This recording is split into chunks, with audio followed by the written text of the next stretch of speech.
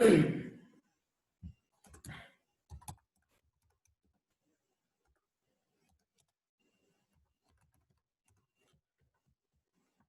आज जो है हम मोस्टली जो राधा रानी का जन्म है, प्राकट्य है, वो देखेंगे। इसके बाद जो है हम कुछ लीलाएं जो हैं वो देखेंगे। जनरली सीक्वेंसली नहीं जाएंगे हम लोग, उनका जन्म होता है उसके बाद क्या होता है, फिर वो कैसे बड़ी होती हैं, तो इसके बारे में नहीं जानेंगे। नहीं, बीच बीच में जो है अलग अलग लीलाएं जो हैं वो चर्चा करेंगे, क्योंकि मतलब इसका जो बहुत सारी लीलाएं हैं, आज 3-4 लीला हो पाएंगे और कल जो है कुछ लीला और हम देखेंगे अगर बचते हैं। एक्चुअली बहुत सारे लीला, अनंत लीला है, लेकिन श्रीमद् भागवत में राधा रानी का नाम भी नहीं है। तो आप बोलेंगे भी कहाँ से लिया, तो अलग अलग ग्रंथ हैं, अलग अलग आचार्य हैं, अलग अलग भक्त हैं, वो जो है वे जो है इसके बारे में बोलते हैं। तो इसलिए जो है हम लोग क्या करेंगे कि जितना लीला हो सकता है उतना आज और कल हम कवर करेंगे। अगर आपको लगता है कि और हम करें और लीला डिस्कस करें तो अगले शुक्रवार शनिवार हम करेंगे। तो राधा रानी और कृष्ण जो ये है, दोनों में अंतर क्या है, दोनों में संबंध क्या है, कि फिर राधा रानी आई कहाँ से, राधा रानी जो है वो कहाँ से आई है। और फिर जैसे हमने देखा कि जो बलराम जी हैं, बलराम जी कौन थे, वो सेवक भगवान थे, और कृष्ण जो है वो सेव्य भगवान थे। तो बलराम जी जैसे कृष्ण से ही जो है प्रकट हुए हैं, कृष्ण ने ही उनको प्रकट किया है, वैसे राधा रानी को भी कृष्ण ने ही प्रकट किया है। तो इसलिए अभी हम देखेंगे क्यों प्रकट किया है, इनके पीछे कारण क्या है, वो हम देखेंगे।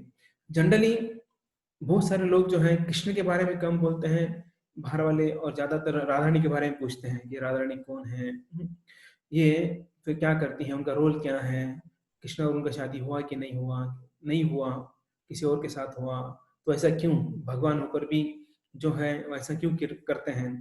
तो इसमें राधा रानी भी आ जाती है।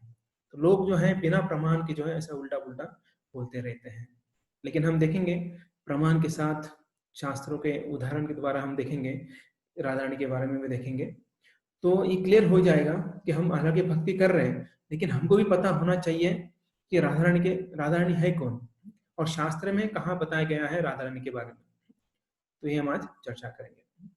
तो श्री चैतन्य चरितामृत में आदि लीला में 4था अध्याय और श्लोक क्रमांक 56 में इसका वर्णन आता है। राधा कृष्ण एक आत्मा, दुई देहधारी, अन्योन्य विलास रस आस्वादन करी। तो ये चैतन्य चरितामृत में दिया गया है, और एक बार सुनिए। राधा कृष्ण एक आत्मा, दुही देहधारी, अन्योन्य विलास रस आस्वादन करी। तो यहाँ पर सीधा सीधा बताते हैं कि राधा कृष्ण जो है वो एक आत्मा है, और दुही देहधारी, मतलब 2 देह है और एक आत्मा है, अन्योन्य विलास रस आस्वादन करी। वही किसके लिए ये आए हैं, किसके लिए प्रकट हुए हैं 2 देह में, कि वो अन्योन्य विलास रस, जो आनंदमय रस है, जो लीलाओं का रस है, वो आस्वादन करने के लिए जो है ये राधा कृष्ण या राधा रानी जो है वो कृष्ण ने उनको एक्सपांड किया है। तो ये चैतन्य चरितामृत में ये श्लोक आता है आदि लीला में। ऐसे बहुत सारे आगे भी हम चर्चा करेंगे, अलग अलग श्लोक हैं इसके बारे में। उसे आगे और एक श्लोक आता है, राधा पूर्ण शक्ति कृष्ण पूर्ण शक्तिमान, दो ही वस्तु भेद नाई शास्त्र प्रमाण। तो ये भी श्लोक आता है, आदि लीला में ही आता है आगे जाकर, कि राधा जो है पूर्ण शक्ति है और कृष्ण कौन है, पूर्ण शक्तिमान है, और 2 ही वस्तु भेद नाही शास्त्र प्रमाण। तो यहाँ पर भी शास्त्र का प्रमाण मिल जाता है कि ये 2 वस्तु, मतलब ये 2 शरीर जो है राधा और कृष्ण, इन दोनों में कुछ भी भेद नहीं है। अगर हम भेद करते हैं तो अपराध होता है, अगर अपराध करते हैं तो राधा रानी के पास हम जा नहीं सकते हैं। तो इसलिए हमें ये भेदभाव नहीं करना है कि राधा रानी अलग है कृष्ण अलग है। जैसे हमने देखा बलराम जयंती के दिन कि हमें ये भेदभाव नहीं करना है कि कृष्ण अलग है और बलराम जी अलग है। ये दोनों एक है, सिर्फ क्या डिफरेंस है, प्रभुपाद क्या बोलते हैं, कृष्ण सावले हैं और बलराम जी गोरे हैं, इतना ही फर्क है, इसके अलावा जो है कुछ भी अंतर नहीं है।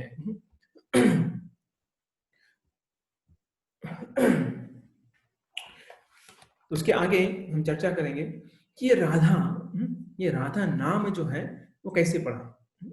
अब ये भी पता होना चाहिए कि राधा राधा ही क्यों, इसके दूसरा नाम क्यों नहीं, किसी अभी बहुत सारे नाम हैं, सत्यभामा क्यों नहीं, रुक्मिणी क्यों नहीं, लक्ष्मी क्यों नहीं, तो ये ऐसे अलग अलग नाम क्यों नहीं, सिर्फ राधा ही क्यों, तो इसके पीछे भी जो है कारण है। तो इसके पीछे क्या कारण है, ये यहाँ पर जब राम कृष्ण की इच्छा हुई कि मुझे जो है अभी आनंद का उपभोग करना है, मुझे आनंद प्राप्त करना है, तो इसलिए आनंद प्राप्त करने के लिए वे स्वेच्छा से अपने अंश से एक रूप का क्या करते हैं, प्राकट्य करते हैं।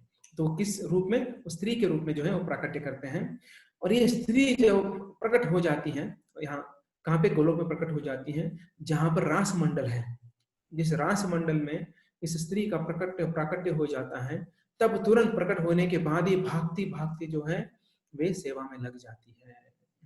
तो भगवान को फूल अर्पण करने के लिए, फूल चूमने के लिए वो चली जाती है और फूल लाकर जो है वो कृष्ण को अर्पण करने वाली है। तो ये देखिए, रास मंडल में सेवा करने के लिए भागी। तो भागना, इसका और एक अर्थ होता है धावा। मराठी में तो पता ही है, धावा मतलब भागना। तो ये अर्थ जो है वो मराठी वाला नहीं है, लेकिन भागने का एक अर्थ होता है धावा। तो रा धा, रास मंडल का रा और धावा का धा, तो ऐसा उनका नाम पड़ा राधा। रास मंडल में सेवा करने के लिए जो धावी या भागी, तो वो है राधा। तो ऐसा ये राधा जो है नाम उनका गिरा। तो कृष्ण की जो है 3 प्रकार की शक्तियां होती है। एक सच्चित आनंद, तो सत शक्ति जो है वो संदिनी शक्ति है, चित जो है संवित शक्ति है, और आनंद जो है आह्लादिनी शक्ति है।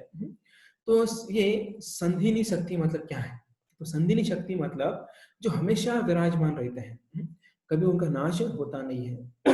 सनातन, अगर हम बोलेंगे सनातन, इसलिए जो भक्ति करते हैं, जो भक्त हैं, उनका धर्म कौन सा होता है, सनातन धर्म होता है, जो कभी नष्ट नहीं होता है। और भगवान जो है वो कभी भी नष्ट नहीं होते हैं, कभी उनका विनाश नहीं होता है। इसलिए ये उन्हें जो कौन सी शक्ति है, सत शक्ति, संधिनी शक्ति होती है।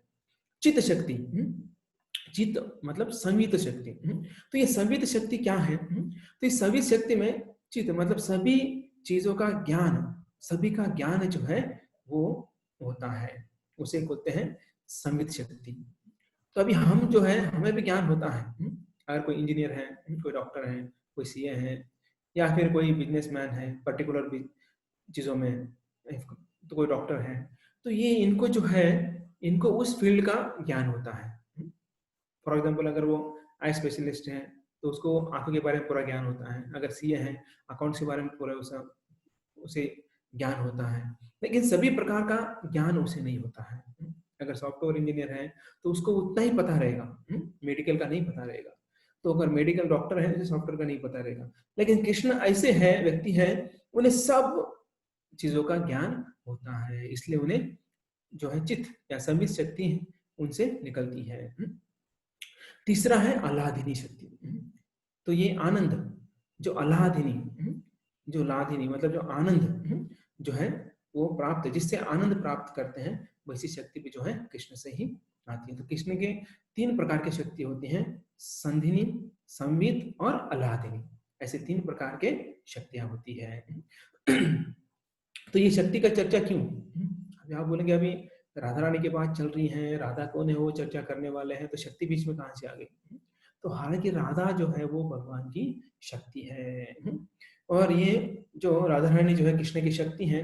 तो शक्ति के बिना, हम बोले अभी आप बोलेंगे शक्ति के बिना शक्तिमान कैसे, तो ये अचिंत्य भेदावर है, यहाँ पर बाकी जगह पर नहीं है। शक्तिमान है तो उसके बाद शक्ति रहेगी, और यहाँ पर भी ऐसा ही है। लेकिन कृष्ण जो है वो राधा रानी से आनंद प्राप्त करता है, क्योंकि वो आह्लादिनी शक्ति है। तो जैसे उदाहरण देते हैं आचार्य, अगर ये सूर्य है, सूर्य की जो उष्णता है, हीट जो है, उसे अलग नहीं कर सकते हैं।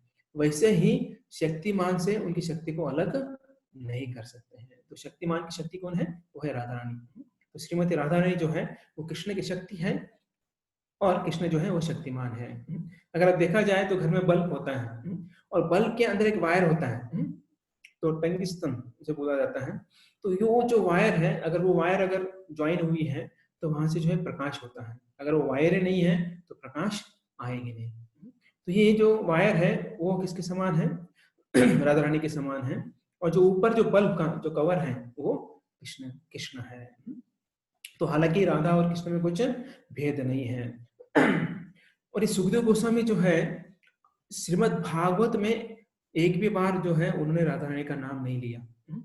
तो इसकी चर्चा हम कल करेंगे। तो बहुत लंबा पास टाइम है कि सुखदेव गोस्वामी जो है वो फिर वहां से गोलोक धाम से इधर कैसे आते हैं, आने से पहले वो कहाँ जाते हैं, फिर क्या करते हैं, और फिर वो जो है जब भागवतम लिखते तब क्यों नहीं लिख पाते हैं, राधा रानी का नाम जो है वो क्यों लिख नहीं पाते, तो उसका हम कल चर्चा करेंगे। राधा कृष्ण ऐसे सदा एक ही स्वरूप, लीला रस आस्वादित धरे दो ही रूप। तो चैतन्य चरितामृत में और आगे ऐसा वर्णन आता है कि राधा कृष्ण ऐसे सदा, जो राधा कृष्ण है वो एक ही स्वरूप है। तो किसके लिए वो आए हैं? लीला रस आस्वादित धरे दो ही रूप, दो रूप। जैसे हमने पहले देखा दुही देहधारी, और यहाँ पर बोला है कि धरे दो ही रूप। यहाँ पर देह अलग बोला है और यहाँ पर रूप अलग बोला है, लेकिन हालांकि दोनों जो है वो एक ही है, अलग नहीं है।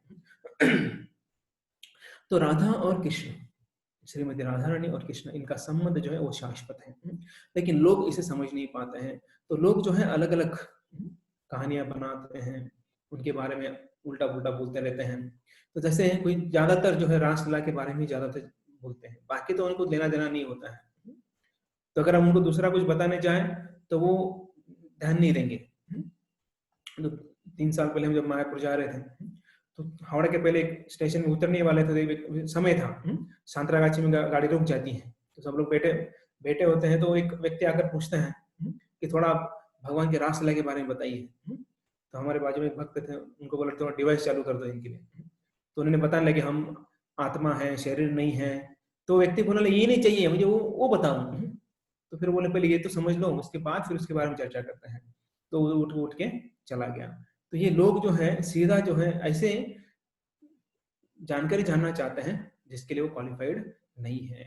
तो देखिए जो भगवान जो है कृष्ण जो है वे 5 से 7 साल के थे तब ये जो है ये लीला उन्होंने की थी। क्योंकि मथुरा उन्होंने जब मथुरा गए, मतलब वृंदावन छोड़े, तब उनका उम्र था 11 साल 56 दिन। ये उम्र में वो जो है वो कहाँ गए? मथुरा गए। तो ऐसे छोटे उम्र में तो कोई व्यक्ति ऐसा कैसे सोच सकता है? तो ऐसा सोच नहीं सकता है। गोपी गणर प्रेमर रूढ़ भाव अव नाम, विशुद्ध प्रेम कबू नहीं काम। तो गोपी गणर प्रेमर रूढ़ भाव, तो ये गोपी गण जो गोपियां थी, जो भी वृंदावन में ब्रजधाम में जितने भी हैं स्त्रियां, सबको गोपी बोला जाता है। तो गोपी गणर प्रेम भाव, प्रेमेर भाव, तो ये प्रेम का भाव जो है बहुत ही गाढ़ा था उनके, जो कृष्ण है और गोपियां हैं, और विशुद्ध प्रेम था। और उनके अंदर कभी काम कभी नहीं आई। तो ये जो लोग है, ये जो है वो बाकी लोग समझ नहीं पाते हैं, इसलिए वो जो है वो मिसअंडरस्टैंडिंग कर लेते हैं और अपने जीवन को नरक में डाल लेते हैं। तो इसलिए बहुत महत्वपूर्ण है कि हमें जो है प्रॉपर ज्ञान जो है वो आचार्यों से, शास्त्रों से और बोनाफाइड माध्यम से हमें ग्रहण करना चाहिए। हालांकि हम देखते हैं प्रभुपाद भी जब प्रवचन दिए तो 25 मिनट का प्रवचन दिए राधाष्टमी के दिन, 24.5 मिनट जो है वो कृष्ण का गुणगान कर रहे थे, और आधा मिनट बोले कि जो ये जब गुणगान कर रहे कृष्ण जो है वे जो है आकर्षित हुए हैं राधा रानी से, और राधा रानी जो है कृष्ण को कंट्रोल करती है। तो इतना बोल के राधाष्टमी का लेक्चर हो गया। तो इसका मतलब देखते हैं कि हम जो प्रभुपाद भी हैं वो कभी राधा रानी के बारे में नहीं चर्चा किए हैं। तो कृष्ण की जो नित्य प्रकृति है, नित्य शक्ति है, तो नित्य प्रकृति है इसका मतलब 3 गुणों से क्या है? परे है, निर्गुणा है, 3 गुणों से परे है। और राधा रानी के अंश जो है वो कौन कौन है? जैसे हमें लगता है कि लक्ष्मी श्रेष्ठ है, कि रुक्मिणी श्रेष्ठ है, कि सत्यभामा श्रेष्ठ है, तो इनमें से कोई श्रेष्ठ नहीं है, क्योंकि राधा रानी से ही रुक्मिणी, सत्यभामा, महालक्ष्मी, दुर्गा, पार्वती सभी के सभी जो है अवतरित हुए हैं। तो इसलिए अगर हम राधा रानी को वर्शिप करते हैं तो हमें घर में गौरी, पता नहीं अभी गौरी को इधर क्या बोलते हैं, अभी गौरी मतलब पता नहीं, पूछेंगे अभी। 26 तारीख को गौरी लेके आएंगे महाराष्ट्र में घर में, तो उनका क्या जो है वो किस तरह मतलब किस भाव से गौरी के पूजन करते हैं वो मुझे तो पता नहीं है, लेकिन आप सब बता सकते हैं। लेकिन ये सभी जो है वो राधा रानी से आए हुए हैं। तो अगर हम राधा रानी की भक्ति करते हैं तो बाकी किसी की और हमें पूजा अर्चा करने की जरूरत नहीं होती, इवन लक्ष्मी की भी नहीं, इवन रुक्मिणी की भी नहीं। अभी आप बोलेंगे विठल रुक्मिणी है, हाँ तो विठल रुक्मिणी हम वर्शिप कर सकते हैं, ऐसा नहीं कि बोले कि नहीं कर सकते हैं, लेकिन अगर राधा रानी की भक्ति कर रहे हैं तो बाकी कुछ करने की जरूरत नहीं है। तो ये श्रीमती राधा रानी बोलना चाहिए हमें, राधा रानी नहीं बोलना चाहिए, या राधे ऐसा नहीं बोलना चाहिए। क्यों नहीं बोलना चाहिए, इसके पीछे भी कारण है। देखिए हर एक व्यक्ति के अलग अलग या फिर एक दो नाम होती है, कम से कम दो नाम तो होती हैं। घर का एक अलग नाम होता है और बाहर का जो ऑफिस का जो है अलग नाम होता है। अगर पंत प्रधान, प्रभुपाद उदाहरण देते हैं, अगर पंत प्रधान है तो वो उसके ऑफिस में सभी दुनिया के लिए, सभी देश के लिए वो पंत प्रधान है, लेकिन घर में आने के बाद जो है माँ जो है उसे क्या अपने घरगुती नाम से ही पुकारेगी, है कि नहीं। अगर नरेंद्र मोदी है, अगर उनकी माँ उन्हें घर में आकर जो अलग नाम होगा, मोनू, सोनू, टोनू जो भी है, तो उस नाम से पुकारेगी। हालांकि वो पंत प्रधान हो, लेकिन घर में जो है वो माँ के लिए वो बेटा ही होता है। तो वैसे ही जो श्रीमती राधा रानी है, तो हमें जो है उन्हें श्रीमती राधा रानी ही कहना चाहिए, क्योंकि हम उस लायक नहीं है या फिर हम उसके योग्य नहीं है कि उन्हें राधे या राधा रानी या राधा बोल सके। हम देखते हैं कि वृंदावन में जाओ, उधर कोई भी श्रीमती राधा रानी नहीं बोलते हैं, उधर क्या बोलते हैं, राधे राधे बोलते हैं या राधे बोलते हैं। तो देखिए बाकी जगह के देखते हैं आप, द्वारका में जाओ या फिर आप अगर इवन मथुरा में जाओ, मथुरा में ऐसा कहीं लिखा नहीं है, या फिर आप इसमें जाओ, जगन्नाथपुरी जाओ, मायापुर जाओ, किधर भी आपको ऐसा नहीं दिखाई देगा। क्यों? क्योंकि जो है राधा रानी जो है वो वृंदावन वासी है, और जो वृंदावन वासी लोग हैं उनके वो घरेलू लोग हैं। तो घरेलू लोग जो है वो उनको उस नाम से पुकार सकते हैं, हम नहीं पुकार सकते हैं। एवं देखिए जब हम जप करते हैं, हम राधे कृष्ण नहीं बोलते हैं, हम क्या बोलते हैं, हरे कृष्ण बोलते हैं। तो हरे जो है हम लेते हैं, हरे नाम क्यों लेते हैं हम, हरे मतलब राधा। तो राधा रानी का हम नाम ले रहे हैं, किस लिए ले रहे हैं, क्योंकि कृष्ण प्रसन्न हो जाए। और अगर हम बाद में कृष्ण बोलते हैं तो कृष्ण क्यों बोलते हैं, कि राधा रानी प्रसन्न हो जाए। और हमें किनको प्रसन्न करना है, हमें दोनों को प्रसन्न करना है, राधा और कृष्ण को। अगर हम हरे बोलते हैं तो कृष्ण प्रसन्न हो जाते हैं, जब कृष्ण बोलते हैं तो राधा रानी प्रसन्न हो जाती है, तो हमें दोनों को ही प्रसन्न करना है। और कलयुग में इस समय जो है हमें जो एक ही व्यक्ति को प्रसन्न करना है, जिसके कारण वो दोनों प्रसन्न हो जाए, वो कौन है, चैतन्य महाप्रभु है। तो चैतन्य महाप्रभु को अगर हम प्रसन्न करेंगे तो राधा कृष्ण प्रसन्न हो जाएंगे। अभी चैतन्य महाप्रभु और ये राधा रानी कृष्ण जो है, ये हम कल चर्चा करेंगे इसका, ये कैसे वो है ना रूप लेते हैं और कैसे जो है उनका भाव, राधा भाव जो है कैसे प्रकट करते हैं, वो कल हम चर्चा करेंगे उसके बारे में। तो श्रीमती राधा रानी जो है उनका जो प्राकट्य है वो होता है रावल में। तो अलग अलग लोग अलग अलग बोलते हैं, लेकिन हम बोनाफाइड संप्रदाय से जाएंगे, बोनाफाइड आचार्य से अगर सुनेंगे तो रावल में ही होता है। तो ये उर्षभानु उनके पिता और कीर्तिदा जो है उनकी माता है। हालांकि ये वृषभानु और कीर्तिदा और नंद और यशोदा, ये जो है बहुत घनिष्ठ मित्र थे, वृषभानु और नंद महाराज, और दोनों को ही कोई संतान नहीं थी। और दोनों जो है वे जो है नंद यशोदा जो वृंदावन में रहते थे, और बरसाना में जो है वृषभानु और कीर्तिदा ये रहते थे। दोनों की संतान नहीं हो रही थी, तो दोनों ने मतलब अच्छा घनिष्ठ मित्रता थी दोनों परिवारों में। तब दोनों सोचने लगे कि हमें ना संतान नहीं है तो कुछ तो करना चाहिए। तो बोलते चलो हम जाते यमुना के किनारे जाते हैं, यमुना के किनारे जो है उनकी कृपा से कि हमें क्या प्राप्त होगा, हमें संतान प्राप्त हो गई। तो नंद महाराज आगे गोकुल में और वृषभानु महाराज आगे रावल में। तो ऐसा जो है ये आ जाते हैं, और तब जो है भाद्रपद कृष्ण अष्टमी पर कृष्ण का जन्म होता है, और शुक्ल अष्टमी पर, भाद्रपद के शुक्ल अष्टमी पर राधा रानी का जन्म होता है। अब राधा रानी का जन्म कैसे होता है, इसके पीछे मतलब जनरली हम कभी सुनते नहीं है। तो कृष्ण का तो जन्म तो हमने देख लिया, और इवन जो है प्रभुपाद भी लिखते हैं सुखदेव गोस्वामी भी लिखते हैं, लेकिन राधा रानी के बारे में तो कुछ लिखते नहीं है। तो एक बार ऋषभानु जो है भोर में स्नान करने गए। भोर मतलब सुबह सूर्योदय के पहले, ब्रह्म मुहूर्त पर। तो अभी 6 बजे अगर हो रहा है तो 5 के आसपास भोर बोलते, मतलब जस्ट अभी सूर्योदय होने वाला है उसे भोर बोलते। जो गांव वाले लोग जल्दी उठ जाते हैं बोलते भोर में उठना है। तो सूर्योदय के पहले जो समय होता है, तो उस समय जो है वो नहाने के लिए वो एक कुंड पर जाते हैं। जैसे कुंड पर जाने लगते हैं तो बहुत ही बड़ा प्रकाश जो है वहां पर दिखने लगा। और इधर ऋषभानु जो देखने लगे, बोले इतनी सुबह सुबह सूर्योदय तो नहीं हुआ और इतना बड़ा प्रकाश, और ऐसा प्रकाश कि उनके आंखें जो है वो बंद होने लगी। जैसे हम देखते हैं ना कभी अगर कुछ लाइट है ना, तो गाड़ी आती है सामने से और रात का समय है और जब वो लाइट फोकस होता है तो हमारी आंखों पर आंखें बंद हो जाती है। तो सेम जो है यहाँ पर प्रकाश हो रहा था। और अभी उन्हें सोचा सूर्य सूर्य तो उदय ही नहीं हुआ, यहाँ से कैसे स्वर्ण प्रकाश, अभी स्वर्ण प्रकाश जो है यहाँ पर दिख रहा था। और उन्हें लगा कि जो वहां पर सुवर्ण कमल होगा, अभी उन्होंने ज्यादा सोचा नहीं, सुवर्ण कमल होगा उसका प्रकाश जो है आ रहा है, ऐसा सोचा उन्होंने। बोले चलो थोड़ा आगे जाके देखते हैं, कुंड पर तो जाना है। तो कुंड पर जाते हैं, देखा कि वहां पर कमल जो है, कमल के अंदर से जो है वो प्रकाश आ रहा है। कमल के अंदर से मतलब वहां पर कमल है और कमल के अंदर से प्रकाश आ रहा है। और उन्होंने देखा कि अंदर क्या है, थोड़ा और नजदीक जाते हैं, देखते हैं कि एक सुवर्ण बालिका वहां पर विराजमान है। वो इतने खुश हो गए, बहुत खुश हो गए। बोले कि उनको संतान नहीं थी और उधर उनके मित्र को संतान हो गई थी, कृष्ण जो है प्रकट हुए थे। और यहाँ पर जो देखकर सुवर्ण बालिका को देखकर हर्षित हो गए, उल्लासित हो गए, बहुत ही आनंदित हो गए। उसी समय जो है ब्रह्मा जी वहां पर प्रकट हो जाते हैं। तो ब्रह्मा जी बोलते हैं, ये ऋषभानु, पिछले जन्म में जो है आपने बहुत तपस्या की थी। और किस लिए तपस्या की थी? कि आपने ये तपस्या की थी कि जो कृष्ण की अंतरंगा शक्ति है वो आपको पुत्री के रूप में चाहिए थी, इसलिए आपने बहुत कठोर पर तपस्या की थी। और उस तपस्या का फल जो है ये श्रीमती राधा रानी जो है आपको पुत्री के रूप में प्राप्त हुई है। तो ये श्रीमती राधा रानी के जन्म कैसे हुआ? किसी के गर्भ से नहीं हुआ। तो वो भी जो है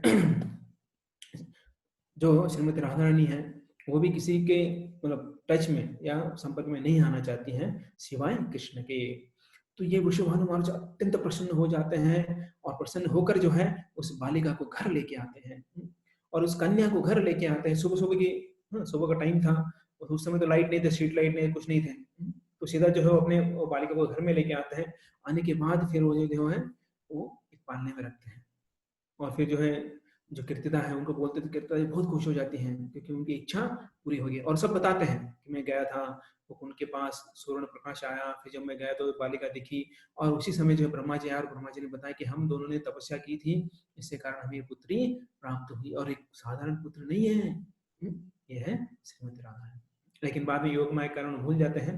तो उसके बाद जो है वो देखते हैं कन्या जो है, कन्या की आंखें बंद है, मुंह बंद है और कान भी बंद है।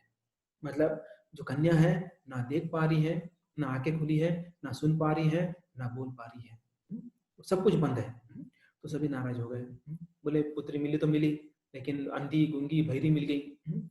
तो सोचिए अभी अंधी गूंगी बहरी है, ना बोल पाएंगे, ना सुन पाएंगे, ना देख पाएंगे, तो मिली तो मतलब एक तो हर्ष शोक हो गया यहाँ पर। हर्ष क्यों हुआ? क्योंकि पुत्री प्राप्त हो गई। और शोक क्यों है? वो तो गूंगी बहरी और जो अंधी है। तो नाराज तो हो गए, लेकिन वहां पर जो है नारद मुनि आ गए। तो नारद मुनि वहां पर आ गए, वेश बदल कर आ गए और बोलने लगे कि देखिए आपको कन्या प्राप्त हुई है और जोरदार जो है आप क्या करो, उत्सव मनाइए। हालांकि थोड़ा नाराज थे, लेकिन अगर वो देखते कोई व्यक्ति आया है साधु वेश में आया है, अगर वो बोल रहे हैं तो भी करना चाहिए।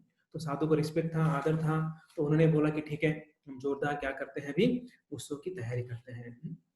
जब उत्सव करते हैं तो हम क्या करते हैं, बहुत लोगों को बुलाते हैं। और ये तो बर्थडे पार्टी था और किसका, साधारण व्यक्ति का नहीं, श्रीमती राधा रानी का जो है जन्म दिवस था, बर्थडे था। तो उस समय तो वृषभानु भी जो है वो गरीब नहीं थे, उनके पास बहुत सारी गैया थी। जैसे नंद महाराज के पास 9 लाख गैया थी, इनके पास भी बहुत सारी गैया थी। तो इसके कारण वो भी जो है वो अच्छे खासे अमीर थे। तो अमीर मतलब जो है कृषि, गोरक्षा और वाणिज्य, इससे ही जो है, या फिर जिसके घर में जितना ज्यादा धन, धन मतलब जो ग्रेन्स है और गाय है, उससे ही जो है अमीरता पता चलती थी। आज के काल में कम्प्लीटली अलग होता है। तो यहाँ पर फिर जो है अलग-अलग अरेंजमेंट करने लगे, बहुत लोगों को इन्विटेशन भेजा गया। तो पूरा घर, जो उनका घर जो है सजाया गया, सबको इन्विटेशन दिया, पूरा जो है रावण जो है सजाया गया। तो उसके बाद जो है फिर उन्होंने सबको इन्विटेशन दिया और अपने दोस्त जो है नंद महाराज को भी उन्होंने इन्विटेशन दे दिया। और छोटे-छोटे कृष्ण बलराम जो है वो भी आ गए। नंद यशोदा और छोटे-छोटे कृष्ण बलराम भी आ गए और सब जो है, जो बालिका है उनके लिए बहुत सारे जो है गिफ्ट ले हैं, बट स्पेशली बर्थडे होता है, कुछ फंक्शन होता है, एनिवर्सरी होता है, तो हम खाली हाथ थोड़ी ना जाते हैं, कुछ ना कुछ लेके जाते हैं। वहाँ पर मक्खन मिश्री बाँटने स्वागत हो रहा था, मक्खन मिश्री देकर बहुत सारे लोग अलग-अलग जो है गिफ्ट लेके जा रहे थे। यहाँ पर जो है नंद यशोदा भी जो है गिफ्ट लेके आए। तो ऐसे ही जो बहुत जोरदार जो है यहाँ पर फेस्टिवल मनाया जा रहा था। जो है संगीत चल रहा था, लोग एक-दूसरे से मिल रहे थे, जो सबको वेलकम कर रहे थे, वृषभानु महाराज सबको वेलकम कर रहे थे, कीर्तिदा और जो वृषभानु है। और सबको फिर जो भी आते थे, वो जो बालिका है उनका दर्शन लेते थे। तो देखते हैं ना, अरे बालिका कैसी दिखती है, इसकी आंखें कैसी हैं, इसका नाक कैसा है, इसका मुंह कैसा है, इसका स्माइल कैसा है। लोग जाकर देखते हैं ना, माँ के ऊपर गई है, पिता के ऊपर गई है, कि दादा के ऊपर गई, कि दादी के ऊपर गई है, जो भी किसके ऊपर भी जाकर देखते हैं, थोड़ा बातचीत करते रहते हैं। तो यहाँ पर देखे तो सब लोग जो है वो अलग ही दिख रही थी, कि सुवर्ण, हेमांगी, इस तरह का जो उनका ये था, रूप था, वो देखकर सभी हर्षित हो गए, उल्लासित हो गए। तो तभी जो है सभी लोग जो है फिर बात करने लगे एक दूसरे से। फिर जनरली एक बार देखने के बाद फिर बाकी टॉक चलते रहता है, तुम्हारा क्या चल रहा है, मेरा क्या चल रहा है, इधर क्या है, उधर क्या है। तब जो है कृष्ण जो है रेंगते रेंगते जो है वो गए राधा रानी के पास। राधा रानी जो है वो पालने में थे और उनको उठना नहीं आता था, पालना को पकड़कर उठ गए। उठकर उन्होंने क्या किया, राधा रानी को टच किया। जैसे ही टच किया तो राधा रानी ने आंखें खोल दी और जोर जोर से रोने लगी। अभी कोई बोलेगा अरे कृष्ण ने टच किया तो क्यों रोना है, और रो नहीं रही थी, अभी छोटी बालिका है, उसे कहाँ बोलना आता है।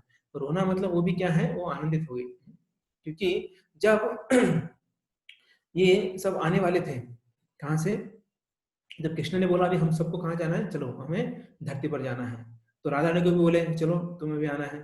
तो राधा रानी बोली कि मैं ऐसे ही नहीं आऊंगी। फिर क्या चाहिए, बोलो क्या डिमांड है। पहले मेरे दो डिमांड है। सबसे पहले डिमांड जो है कि वहां पर जो है यमुना चाहिए, गोवर्धन चाहिए और वृंदावन चाहिए। ये पहला डिमांड। कृष्ण बोलो ऑलरेडी चले गए। अच्छा ठीक है।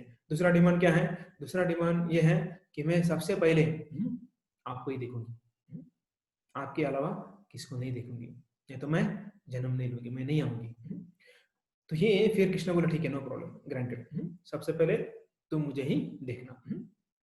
तो ये जो है हमारा जो है ऐसा भाव होना चाहिए। सुबह उठने के बाद सबसे पहले हमें किसको देखना है, भगवान को देखना है। ऐसा भाव होना चाहिए। ये कब आएगा, जब रात को हम प्रार्थना करके सोएंगे और सुबह उठकर प्रार्थना करेंगे। तो ऐसा जो है हमारा भाव होना चाहिए। तो अभी यहाँ पर श्रीमती राधा रानी प्रकट हो गई, बोलने लगी, सुनने लगी, देखने लगी। तो अभी हम जो है सीधा थोड़ा जो है जो लीलाएं हैं उसके अंदर घुस जाएंगे थोड़ा। तो कुछ 2-3 लीलाएं हम आज देखेंगे। तो ये लीला जो है अलग अलग वन, जो 12 वन होते हैं, तो उनमें से अलग अलग वनों की लीला हम करेंगे, चर्चा करेंगे इसके ऊपर। तो काम्य वन में एक लीला हुई थी। तो हालांकि जो ब्रज मंडल है, तो ब्रज मंडल मतलब जहां जहां कृष्ण गए हैं, जो 84 कोस ब्रज मंडल जो है एरिया है, उस सब जगह पर जो है कृष्ण गए थे। इससे कारण हम देखते हैं कि हर जगह कुछ ना कुछ लीलाएं हुई थी। और इसलिए हम जहां जहां लीला हुई, जहां जहां कृष्ण गए, तो वहां उस जगह पर जो है हर साल वहां पर जो भक्त लोग परिक्रमा करने जाते हैं, जैसे परम पूज्य लोकनाथ महाराज जो है वो लेके जाते हैं ब्रजमंडल परिक्रमा। तो वो जो है सभी लोग पैदल करते हैं। तो वो सभी जगह पर जो है कृष्ण गए हुए हैं, क्योंकि गोकुल में जो है सिर्फ 3 साल और 4 महीने के थे, तब तक वो वहां पर थे। उसके बाद फिर जो है नंद महाराज नंदगांव गए, उसके बाद फिर जो है गोकुल महावन से वो फिर अलग अलग जगह, मतलब जैसे आसुर आते थे वैसे जो है वो अपना जगह चेंज करते थे। तो इसी कारण जो है उन्होंने पूरा ट्रैवलिंग किया, पूरा ब्रज मंडल का उन्होंने ट्रैवलिंग किया। मतलब जैसे अभी आजकल है ना बदलियां होती हैं, ट्रांसफर होते रहता है, तो वैसे ही कृष्ण भी जो है अपना ट्रांसफर 12 फॉरेस्ट में कर चुके थे सब जगह पर। तो इसलिए हम उसे ब्रज मंडल बोलते हैं, जहां जहां कृष्ण गए हैं। तो काम्यावन में जो है एक बढ़िया लीला हुई थी वहां पर, राधा और कृष्ण, जो राधा कृष्ण है ललिता, विशाखा और बाकी सब बहुत सारी गोपियां जो हैं वो वहां पर गई थी। और जो एटमॉस्फेयर है, इतना बढ़िया एटमॉस्फेयर था, सुहावना था। जो पंछियां हैं वो एकदम चिरपिंग कर रहे थे, मतलब जो वेरी स्वीट साउंड आ रहा था उनके मुख से। उसके बाद जो बंदर हैं, बहुत सारे बंदर भी वहां पर आ गए थे। हालांकि जनरली बहुत बंदर जो है यहाँ पर, जो बचपन में थे, अभी तो बड़े हो गए थे, लेकिन जब छोटे थे कृष्ण जो है तब बंदरों के साथ ही ज्यादा रहते थे, उनको मक्खन खिलाते थे। तो यहाँ पर भी जो है इस लीला में बंदर भी जो है वो आए थे। और बंदर भी जो है आजू बाजू में जो है वो पेड़ के ऊपर जम मार रहे थे, इधर उधर जो है वो खेल रहे थे। और पंछियां जो है वो बहुत अच्छी तरह से आवाज निकाल रही थी। आजू बाजू में वातावरण जो बहुत ही सुहावना था, जैसा भी जो है वातावरण, ज्यादा गर्मी नहीं ज्यादा ठंडी नहीं, बहुत ही अच्छा वातावरण था। और उस समय जो ललिता जो है वो चर्चा कर रही है। इसलिए देखिए, जो भक्त होते हैं हमेशा जो है वो भगवान के बारे में चर्चा करते रहते हैं, डिस्कस करते रहते हैं, उनकी लीलाओं के बारे में चर्चा करते रहते हैं। तो ललिता जो है यहाँ पर वो राजा राम के बारे में बोलने लगी, बाकियों को बताने लगी। अरे पता है क्या, वो एक राजा राम थे जिनके पिता दशरथ थे। दशरथ नंदन राम जो है वे अपने पति जो पत्नी के साथ जंगल में गए थे। तो वनवास हुआ था, वनवास के कारण वो अपनी पत्नी को लेकर जंगल में गए थे। और उस पत्नी को जो है रावण ने चुराया था। तो ये रावण ना एक असुर था। ये लंका, जो लंका सुवर्ण की लंका थी और ये लंका का पति था। और ये असुर जो है वो सीता को वहां से चुरा कर लेके गया। और फिर जो है राम और लक्ष्मण ने मिलकर जो है वो सीता को ढूंढने के लिए वो प्रयास किया। लेकिन वो प्रयास करते समय जो है ना, एक बंदर जो है वो बड़ा बंदर था। वो बड़ा बंदर जो है वो लंका जाकर उसने सीता को ढूंढा। अच्छा, बहुत सारे बंदर थे लेकिन उसमें से एक ही बंदर जो है वो लंका जाकर उसने ढूंढा। तो फिर जो है पूरा इंफॉर्मेशन लेके आया। और वो बंदर जो है वो लंका से इधर आ गया। लंका कोई साधारण नहीं था। तो वो बहुत बड़ा था, बहुत लंबा था। ऐसा बोलते कि हम देख नहीं पाते, इतना लंबा था। अभी एक गांव के छोरियां थी, गांव की गोपियां थी, इनको भी योजन वगैरह सब पता नहीं था, कैलकुलेशन नहीं पता था। तो उनके भाषा में जो है वो लीला का वर्णन कर रहे थे। तो फिर वो बोले कितना लंबा समुद्र था, वो समुद्र पे अभी सोचने लगे भी कैसे जाना है। तो राम जी ने ना पुल बांधा। और किन की सहायता से? सब जो बंदर थे ना, वो बंदर ने मदद किया उनको। वो पत्थर लेके आते थे, फेंकते थे, कुछ तो लिखते थे, राम का नाम लिखते थे और फेंक देते थे। और इसके कारण क्या हुआ, सभी जो पुल जो है वो बन गया, सभी पत्थर जो है वो तैर गए, नीचे नहीं गए हैं। और ये कौन सुन रहे थे? कृष्ण सुन रहे थे। और कृष्ण सुनकर हंस रहे थे, बोले मेरे बारे में चर्चा कर रहे हैं। तो फिर कृष्ण बोलते हैं, हाँ ललिता तुम्हें पता है ये कौन थे? बोले कौन थे? बोले मैं ही था। बोले पिछले जन्म में मैं राम था और अभी कृष्ण हूँ। तो ललिता हंसने लगी जोर जोर से। बोले कुछ भी बोलता है, तुझे कोई मिला नहीं क्या सुबह से? तो बोलने लगे ऐसे कैसे हो सकता है। जो फिर ललिता वर्णन करने लगी कि कृष्ण तुम कैसे हो सकते हो, वो राम जो है उसकी एक ही पत्नी थी और तुम्हारे पूछो मतलब। तो वो तो बताने की बात ही नहीं है। तुम तो हमेशा लड़कियों के साथ ही रहते हो। तो ऐसा बोलने लगी, और तुम तो हमेशा ऐसा करते रहते हो। ठीक है, तो राम जो है वो बहुत क्षत्रिय थे, और धनुष चलाने में जो है एक्सपर्ट थे। और उनके धनुष से वो देखकर सभी डरते थे। ना तुम्हारे पास धनुष है ना कुछ है ना, दिन भर खेलते रहते हो इधर उधर, एक बांसुरी है बस, और बांसुरी से क्या लड़ाई कर पाओगे तुम। तो ऐसा बोलने लगे। तो कृष्ण बोलते हैं कि अरे तब मैं दशरथ नंदन था, अभी नंदन नंदन हूँ। तुम्हें समझ में नहीं आ रहा है सब। तब ना मेरी पत्नी सीता थी। तो बोले अभी कौन है? हाँ अभी कोई नहीं है। तो अभी तब तो शादी नहीं हुई थी कृष्ण की, तब तो राधा के साथ ही थोड़ा जो है लीलाएं कर रहे थे। तो ललिता बोले देखिए डिफरेंस है। तुम बोल रहे डिफरेंस नहीं है, लेकिन डिफरेंस है। तो फिर बोले ठीक है। तो कृष्ण बोले ठीक है, मैं कैसे प्रूव करो बताओ। तो बोले ठीक है। ललिता बोले ठीक है, करो जो राम जी ने किया वो करो। तो कृष्ण बोलते क्या किया वो तो बताओ, क्या करना है एग्जैक्टली। तो फिर ललिता बोलते ठीक है, राम जी ने पुल बांधा था। तो वो बहुत बड़ा पुल था, तुम छोड़ो, ये यमुना के ऊपर पुल बांधो चलो। वो इतना समुद्र के ऊपर हम नहीं बोल रहे, ये यमुना के ऊपर ही तुम क्या करो, वो पुल बांधो। तो फिर ललिता बोली कि उन्होंने बंदरों का मदद लिया था। तो फिर जो है उन्होंने मदद लेके जो है किया था। कृष्ण बोलते हैं ठीक है पत्थर लाओ। तो ललिता बोले अरे हम क्यों लाए? तो तुम बोल रहे हो ना कि तुम राम थे, तो राम ने तो बंदरों का जो है सहायता ली थी। अभी तो आजू बाजू बहुत सारे बंदर हैं, उनको बोलो लेके आने के लिए। तो ठीक है, कृष्ण बोलते ठीक है। तो फिर कृष्ण जो सभी बंदर को बुलाते हैं, सब बंदर आ जाते हैं, बोले जाओ पत्थर लेके आओ। सब बंदर जो है वो पत्थर लेके आ गए। और सब बंदर जो पत्थर लेके आ गए और जो है यमुना में डाल दिया। यमुना में डालते ही उन्होंने क्या कर दिया, पुल बना दिया। पुल बना दिया। तो सब लोग जो है वहां पर जो है राधा रानी थी, ललिता, विशाखा, सभी जो गोपियां थी, वो आश्चर्यचकित हो गई। बोले ऐसे कैसे बांध दिया? अभी कुछ तो बहाना बनाना ना, हार गए ना ये सब लोग। क्योंकि ललिता तो डिफीटेड, कृष्ण डिफीट कर दिया, हारा दिया। बोले उनको लगा कि ये तो मजाक कर रहा है, तो क्या कर पाएगा, लेकिन कर दिया, पुल तो बांध लिया। लेकिन अभी जो है कृष्ण बोले चलो अभी चल के दिखाओ, इसके ऊपर जाओ, उस साइड में जाओ, वापस आओ। तो फिर सब गोपियां बोलने लगी, स्पेशली ललिता जो है बोलने लगी, नहीं नहीं, तुम जो है ना, तुम्हारे पास इतना शक्ति नहीं है, तुम्हारे पास ना जादू है, जादू, तांत्रिक, हाँ, काली जादू है तुम्हारे पास। और आजकल हमने सुना है कि वो जो तांत्रिक होते हैं उनके पास काली जादू होती है, और उस काले जादू से ना कुछ भी करते रहते हैं वो लोग। तो पानी पे चलते हैं या फिर पुल बांध देते हैं, और कुछ वहां से इधर से कुछ लाते हैं। तो तुम में ऐसा कुछ शक्ति नहीं है। तो मुझे लगता है कि तुमने कहीं तो जाकर जादू सीखी है, और इस जादू का जो है तुम ऐसा कर रहे हो, दुरुपयोग कर रहे हो। तो ऐसा बोलने लगी। तो कृष्ण बोले ठीक है जाने। तो कृष्ण हंसते लगे, भी जो लीला है वो यहाँ पर लीला ऐसी हो गई। तो हालांकि जो है कृष्ण लीला कर रहे हैं, लेकिन बाकी जो है वो उसको जो है वो मान नहीं रहे हैं। तो एक बार ये बरसाने की बात है। तो तब कृष्ण राधा रानी की शादी हो गई थी। तो राधा रानी की शादी हो गई और मायके ससुराल चली गई। अभी ससुराल चली गई तो कृष्ण का हालत देखिए क्या होता है। जो प्रिय कर जब उसकी प्रिय से चली जाती है, शादी होकर वो भी, तो प्रिय कर का बेचारा क्या हालत होता होगा। वो तो पागल जैसा कर रहा है, पागल मानस पागल ही हो गया था। तो ये पागल कृष्ण जो है वो विरह में थे। तो ऐसे ही विरह में थे, और बहुत दिनों बाद जो है राधा रानी कहाँ आ गई, अपने मायके आ गई। जैसे ही कृष्ण को समझ में आ गया कि राधा रानी अपने मायके आ गई, तो कृष्ण जो है वो अभी तो मिलने का तो प्लान करेंगे, लेकिन कैसे मिले? अभी शादी हो गई है, शादी हो गई तो मिलना भी मुश्किल है, और मिलेंगे तो कहाँ मिलेंगे, किसी ने देख लिया तो भी डर रहता है ना। तो फिर जो है कृष्ण क्या करते हैं, वो पहाड़ पर चले जाते हैं।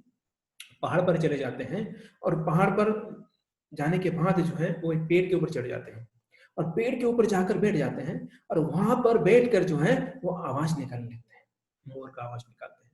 और मोर का आवाज जो है सीधा जो है वो राधा रानी के महल में जाता है, और राधा रानी के कान में चला जाता है।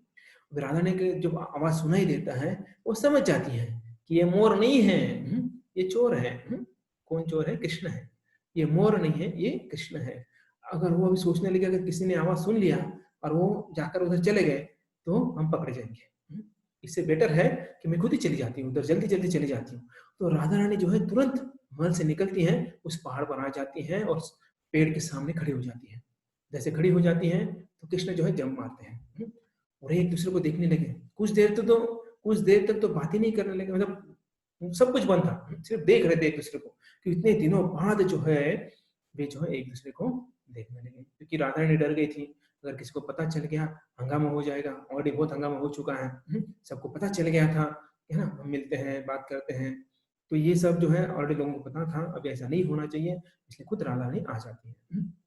अभी राधा रानी को और डर है। क्या डर है? अभी बैठे तो कहाँ बैठे हैं, जगह तो होना चाहिए। पेड़ के नीचे बैठेंगे तो लोगों को दिखाई देगा, ठीक है नहीं? उस समय जो ऐसे पहाड़ थे उधर तो ऐसा खाली नहीं थे, तो वहां पर तो लोग गैया चराते थे, बछड़ी चराते थे, तो ऐसे लोग तो देखेंगे। तो कृष्ण बोलते चलो हम गुफा में जाएंगे, ठीक है। तो गुफा में जाते हैं। गुफा में जाने के बाद राधा रानी बैठ जाती है। बैठ जाने के बाद कृष्ण जो है लेट जाते हैं। कृष्ण बैठते नहीं है, लेट जाते हैं। कैसे लेटते हैं? अपना सिर जो है वो राधा रानी की गोद में रखते हैं, और पैर जो फैला देते हैं। और राधा रानी क्या कर रही है, कृष्ण के बालों में जो घुंघरालू बाल है उसमें हाथ डालकर जो है सहलाने लगी। तो ये ऐसा जो है वो फिर वो बात करने लगे। तो बात क्या करेंगे, अभी 6 महीने कैसे गए, जो 6 महीना जो भी कितने दिन भी गए, तो कैसे गए, याद आया कि नहीं आया, फिर जो है सब तुमने क्या किया, तुमने क्या किया, सभी वहां पर चर्चा चल रही थी। और चर्चा करते करते कितना टाइम चला गया पता ही नहीं चला। जैसे हम किसी को बात करते हैं तो पता नहीं चलता है कैसे टाइम चला जाता है, तो वैसे यहाँ पर भी जो कृष्ण और राधा रानी है बात कर रहे हैं, और टाइम चला गया, बहुत सारा समय जो है बीत गया। और यहाँ पर कीर्तिदास माता जो है वो टेंशन में आ गई। बोले अरे राधा की दिखाई नहीं दे रही है, कहाँ गई है राधा? अभी ससुराल से आई है, थोड़ा आराम करना चाहिए, कहाँ चली गई इधर उधर, भूख लगी होगी, खाना भी नहीं खाया, मैंने इतना अच्छा कुछ बनाया है इसके लिए। तो ऐसा जो है इधर कीर्तिदा माता जो है वो ढूंढने लगी, और ढूंढने लगी, घर में तो कोई मिली नहीं, महल में आजू बाजू में देखने लगी, वहां पर भी नहीं मिली। आंगन में देखा, बाहर देखा, इधर देखा, उधर देखा, मिली नहीं। सोचे अभी क्या करें। तो कीर्तिदा ने सोचा, माता बोली कि अभी जो सीता माता, सॉरी, जो राधा रानी के चरण चिन्ह है, और चरण चिन्ह को देखकर जो है अभी ढूंढना पड़ेगा। तो कीर्तिदा माता जैसे कृष्ण को ढूंढना होता था तो चरण चिन्हों को देखते देखते जो है कृष्ण को ढूंढते थे, वैसे ही यहाँ पर राधा रानी को भी कीर्तिदा माता जो है ढूंढने लगी। और फिर चरण चिन्हों को देखते देखते देखते जो है वे आ गई, कहाँ तक आ गई, गुफा तक आने वाली थी।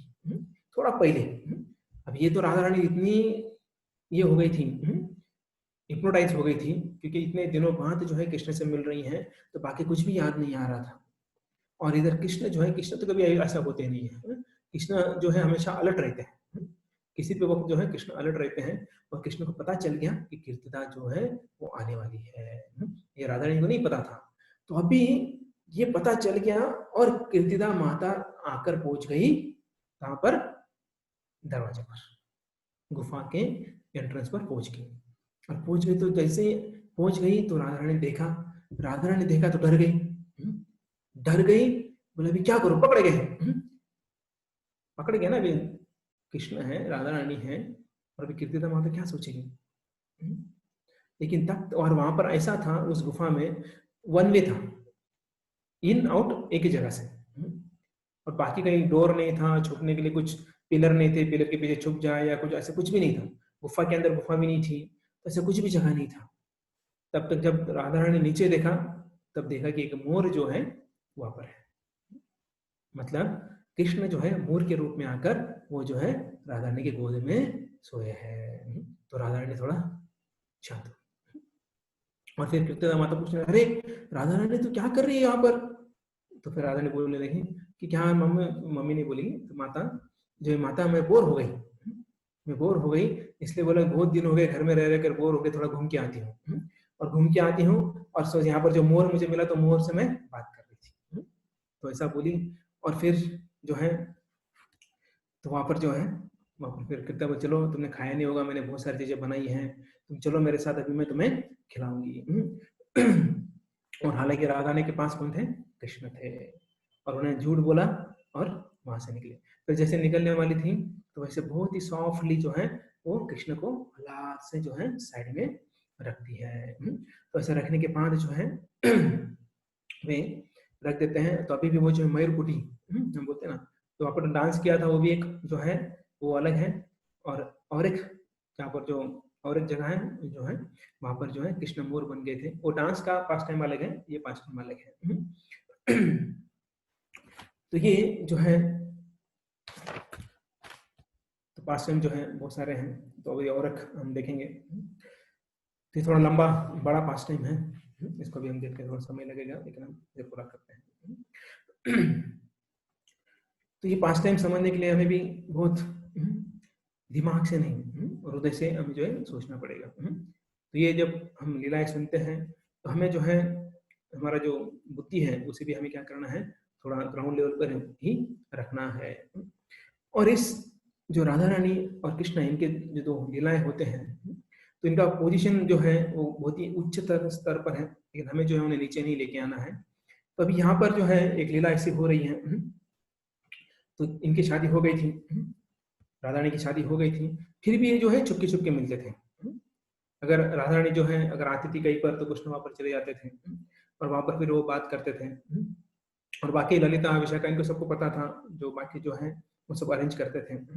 तो इन शादी के बाद ना दो जो कैरेक्टर थे वो like they are like negative role जो है अदा कर रहे थे। एक का नाम था जटिला, एक का नाम था कुटिला। तो जटिला ये सास और कुटिला ये ननंद थी। तो आजकल जनरली है ना घर में देखते हैं ननंद है क्या, नहीं ये तो ठीक है नो प्रॉब्लम, हाँ तो फिर थोड़ा क्या करते हैं, थोड़ा देखते कैसे है क्या है, क्योंकि पता है कि जो झगड़ा होता है। तो सास और ननंद, जटिला और कुटिला। हालांकि अभी इनको आप ऐसा मत सोचिए कि ये जो है निगेटिव कैरेक्टर है, ऐसा मत सोचिए। ये क्या है, they are like helping enhancing the past times, मतलब जो है जो लीला है उसको बहुत उसमें रस आस्वादन करने का रस जो है वहां पर जो है देते हैं जटिला और कुटिला। जटिला और कुटिला हमेशा जो है वो सोचते रहते हैं कि राधा रानी कैसे जो है वो कृष्ण को ना मिले। हमेशा उनके दिमाग में एक ही रहता है, राधा रानी कृष्ण को नहीं मिलना चाहिए, क्योंकि उनको सबको पता था कि ये क्या है वो मिलते हैं। ऐसा नहीं कि नहीं मिलते, तो वो मिलते हैं तो वो जो है नहीं मिलना चाहिए, तो ऐसा जो है वो सोचते रहते हैं। तो ये फिर हमेशा ऐसे सोचने के बाद इनकी लीलाएं जो है बंद करना है। तो जटिला बोलती है देखो इनका ना ये मिक्सिंग बहुत हो गया, इट इज टू मच। बोले लोग बोल रहे हैं हमें, बोले आपकी बहू जो है घूमते रहती है इसके साथ, बहुत लोग देखे डेली जो है हमें कंप्लेंट आते रहता है, राधा रानी आज इधर मिले, आज रानी आज उधर मिली, आज इधर ही मिले उधर ही मिले। तो ऐसे जो डेली जो है ऐसा कंप्लेंट्स जो है आते रहते हैं। तो कुटिला बोली कि माँ सचमुच तो बंद करना चाहिए, इसे रोकना पड़ेगा, आज न कल जो है रोकना पड़ेगा। यमुना स्नान जाती है उधर मिलते हैं, सूर्य पूजा करना जाती है मिलती है, बाहर जाती कहीं पर भी मिलती हैं, हमको उल्लू बना कर जाती है। तो कौन बोल रही है? कुटिला बोल रही है। किसको? अपनी माँ को बोल रही है, जटिला को। बोले माँ ये ना अभी वो अभी उनके सामने भाभी बोलती है, ये तो नाम से ही बुलाती, बोली राधा ना बहुत ही हमको उल्लू बना कर जाती है। तो हमें क्या करना चाहिए अभी? ये माता हमें इसका बाहर जाना रोक देना चाहिए, इसको घर के अंदर ही बिठाते हैं। तो फिर जटिला बोली हाँ ठीक है, लेकिन माँ कैसे ठीक है, हम कैसे रोक सकते हैं? क्योंकि ये जो है डेली नंद महाराज के घर जाती है खाना बनाने के लिए, कुकिंग करने जाती हैं, तो उधर कैसे कैसे रोक पाएंगे हम लोग? जटिला बोलती है कुटिला तू जा यशोदा महारानी को बता कि कल से जो है राधा रानी नहीं आएगी, हमारी बहू जो है नहीं आएगी। तो अगर कुटिला बोलती ठीक है माँ मैं जाती हूँ बोलती हूँ, लेकिन यशोदा माता जो है वो तो महारानी है और उनके राज्य में रह रहे हैं, अगर हम बोलेंगे नहीं आएंगे और उन्होंने अगर डांट दिया फिर अगर उनको पसंद नहीं आए तो क्या करेगा? तो फिर वो तो फिर ये बोलती हैं जटिला हम छोड़ देंगे कहीं दूसरी जगह चले जाएंगे, ऐसा नहीं कि हमें इधर ही रहना है। तो बोलते ठीक है मैं जाती हूँ। और कुटिला बोलती देखो माँ जो दुर्वास मुनि है ना उनका आशीर्वाद है, उनको आशीर्वाद मिला था क्योंकि राधा रानी जो है बचपन से ही जो है कृष्ण की जो है पूजा करती थी, कि कृष्ण की सेवा किसी और को अपने मन में उन्होंने कभी रखा नहीं था। तो भी आप सोचेंगे शादी कैसे किया? तो अभिमन्यु जो है वो भी एक कृष्ण का ही परछाई है, वो दूसरा कोई नहीं था। लेकिन जो परकीय रस है, परकीय जो ये है प्रेम है, जो परकीय प्रेम है, जो परकीय स्वाद है, वो अनुभव करने के लिए भगवान जो है वो जो है उनकी शादी करवाते हैं अभिमन्यु से। और अभिमन्यु जो है वो कृष्ण की ही परछाई है। तो स्वकीय और परकीय, स्वकीय मतलब शादी करने के बाद जो प्रेम होता है वो स्वकीय, और परकीय मतलब जो बिना शादी के प्रेम होता है वो परकीय होता है। तो ये जो राधा रानी जो बचपन से ही कृष्ण की मूर्ति की पूजा करती थी, और एक बार जो है तो उनके घर पे जो है कौन आ गए? दुर्वास मुनि आ गए। जैसे दुर्वास मुनि आ गए सब भाग गए, जितनी जो छोटी छोटी लड़कियां थी सब भाग गए, क्योंकि दुर्वास मुनि सबसे डेंजर लगते थे, डेंजर थे क्योंकि वो तुरंत क्या करते थे? श्राप देते थे। क्यों? हमने कल चर्चा किया ना, वो Guinness book of world record उनका है कि सब हमेशा वो श्राप देते रहते हैं, श्राप देते रहते हैं। तो यहाँ पर जैसे देखा सब भाग गए और राधा रानी वहीं पर रही।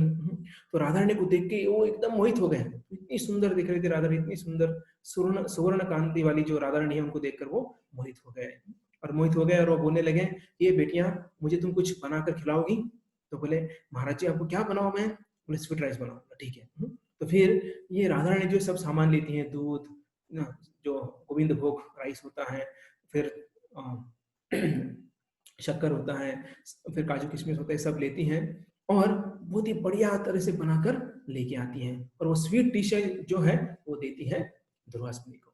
दुर्वास मुनि जो है जब वो स्वीट राइस जो है, जो खीर है, जब एक न्यावला एक वन मॉर्सल जो है वो लेते हैं, वो खाने के बाद ऐसा लगता है कि ये जो है यहाँ का नहीं है। कि दुर्वास मुनि जो है सब जगह घूमते हैं और सब जगह जो है प्रसाद ग्रहण करते हैं, तो वो बोले कि ये बिटिया ये यहाँ का नहीं है, तुम साधारण नहीं हो। और जब इतने खुश हो जाते हैं, इतने खुश हो जाते हैं, और वो आशीर्वाद देते हैं। क्या आशीर्वाद देते हैं? तुम किसी जब भी कुकिंग करते हो और तुम्हारे हाथ का अगर कोई खाता है तो वो बहुत सौभाग्यशाली होगा, वो कभी बीमार नहीं पड़ेगा, वो कभी भी बूढ़ा नहीं होगा, हमेशा जो है लॉन्ग लाइफ जो है वो जीता रहेगा। ऐसा आशीर्वाद जो है वो दुर्वास मुनि जो है राधा रानी को देते हैं। तो जटिला बोलती देखिए कि दुर्वास मुनि ने आशीर्वाद दिया है, तब से जो है यशोदा माता ने कृतिका माँ को बोला कि जो राधा रानी जो है कुकिंग किसके लिए करेगी? सिर्फ कृष्ण के लिए करेगी। तो अभी जटिला बोलने लगी देखिए दुर्वास मुनि कुछ भी बोलेंगे हमको क्या है, आज बोले हैं कि जो खाएगा वो स्ट्रांग होगा, तंदुरुस्त होगा, कल वो बोलेंगे अगर जो है हमारी बहू किसको देखती है तो अमर हो जाएगा, तो हम ऐसे करते रहे क्या? तो जटिला और कुटिला जो है ये माँ और बेटी में ऐसा चर्चा हो रहा है। तरह से जो चर्चा हो रहा है, और इधर जो कुटिला है यशोदा माँ के पास जाती है और बोलती है यशोदा माँ जो है कल से जो है राधा रानी नहीं आएगी, हमारी भाभी खाना बनाने नहीं आएगी। तो यशोदा माँ तो टेंशन में आ गई। टेंशन में आ गई, बोले अभी क्या करना है? अगर नहीं आएगी तो कान्हा के लिए क्या खिलाऊंगी मैं? कान्हा तो क्योंकि राधा रानी जो बनाती है वही खाते हैं, उसके अलावा तो कुछ खाते नहीं है। यशोदा माता टेंशन में आ गई, तो अभी लेकिन अभी नहीं आएगी तो क्या करेंगे? और जब राधा रानी को पता चलता है कि कल से नहीं जाना है, तो राधा रानी बेहोश हो जाती है। पूरा शरीर एकदम लोहे की तरह तब तक हो जाता है, गर्म हो जाता है, बुखार आ जाता है, और शरीर जो पूरा हॉट, जैसे भाप निकलता है ना, जैसे गर्म पानी होता है उसे भाप कैसे निकलता है, वैसे शरीर से जो है भाप निकलने लगती है। और इधर जो है क्या करने लगे लोग, जो जो कमल के पत्ते होते हैं ना, वो ये होते हैं, कूल होते हैं, ठंडे होते हैं, तो कमल के पत्ते जो है वो लेके आए और जो राधा रानी है उनके शरीर पर रखने लगे। जैसे शरीर पर रखते थे, वो कमल के पत्ते जो है राख हो जाती थी उनकी। तो इतना जो है गर्म उनका शरीर हो गया था। लोग सब टेंशन में आ गए, जटिला कुटिला सब सब टेंशन में आ गए। बोले अभी क्या करें? तो तुरंत चंदन लगाते हैं, अलग अलग जो लेप लगाते हैं कि शरीर जो है वो थोड़ा ठंडा हो जाए। कोई माथे पर पानी की पट्टी जो है ना वो लगाते हैं, तो कुछ भी नहीं हो रहा है। सब के सब जो है वहां पर जो है परेशान हो गए। चंदन लगाया, कमल के जो पत्ते हैं वो लगाए, लेकिन कुछ भी वर्कआउट नहीं हो रहा है। और इधर यशोदा माता टेंशन में आ गई। अभी खाना बनाना किसको बोले? तो खाना बनाने के लिए जो है रोहिणी माता को बोलती है। रोहिणी माता को बोलती है कि आप जरा खाना बनाइए, खाना जो है बाकी किसी और के हाथ का तो नहीं खाएगा। तो यशोदा माता जो है उनको बोलती है रोहिणी माता को, रोहिणी माता जो है बनाती है, लेकिन जो कृष्ण खाते भी हैं वो सेटिस्फाइड नहीं होते हैं, उनको संतुष्टि नहीं मिलती है। तो फिर अभी यशोदा माता टेंशन में रहती है, अभी शाम का कैसे? अभी का तो हो गया, अभी शाम को कैसे जो है इनको दिया जाए, कैसे अभी जो कृष्ण है शाम को हमें क्या करना चाहिए? तो फिर ऐसा जो है हो रहा है।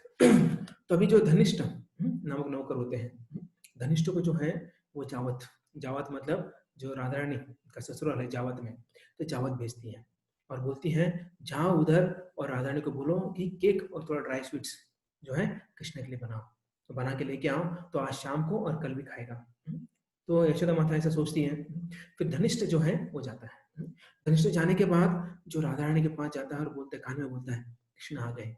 जैसे सुनते ही कृष्ण आ गए तुरंत उड़ जाती है, उड़ जाती है, मानो कि 100 लोगों का जो है एनर्जी राधा रानी के अंदर आ गया है। तो बोलती किधर है, किधर है? धनिष्ठ बोलते नहीं नहीं इधर नहीं है, वो तो उधर जंगल में है। तो क्या करना है अभी? तुम बोले हाँ, नहीं नहीं सुनो सुनो सुनो। फिर वो जो है धनिष्ठ को शांत करते हैं। बोले यशोदा माता बोली है कि कान्हा के लिए, कृष्ण के लिए जो है थोड़ा स्वीट केक बनाओ और थोड़ा ड्राई स्वीट्स बनाओ।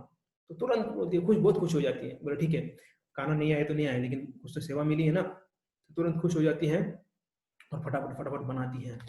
तो ऐसा भाव जो है भगवान की सेवा करते वक्त होना चाहिए कि जैसे सेवा का मौका मिलता है तुरंत हमें क्या करना चाहिए, उसे ग्रैब करना चाहिए और वो सेवा करना चाहिए हमें।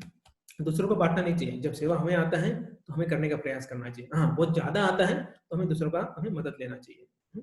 तो फिर ऐसा होने के बाद फिर वो पैकिंग वगैरह करती है।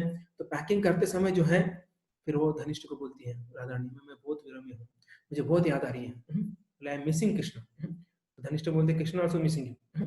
तो दोनों जो है आप एक दूसरे को मिस कर रहे हो। जब ऐसा बोलती हैं तो धनिष्ठ का नाम बोलते हैं, राधा रानी को कान में बताते हैं देखो एक ड्रामा करो, एक नाटक करो।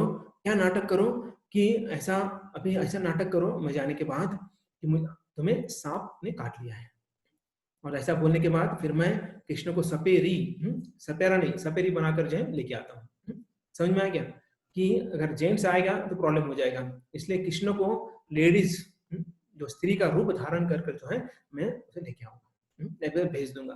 तो ऐसा प्लान जो है हो जाता है। जैसे धनुष चला जाता है और शाम शाम हुई रहती तब, क्योंकि सुबह आया है तब, तो फिर जो राजा ने केक बनाए स्वीट्स बनाए सब पैकिंग करके भेज रही थी, और अभी शाम हो गई है, सूरज ढलने लगा है।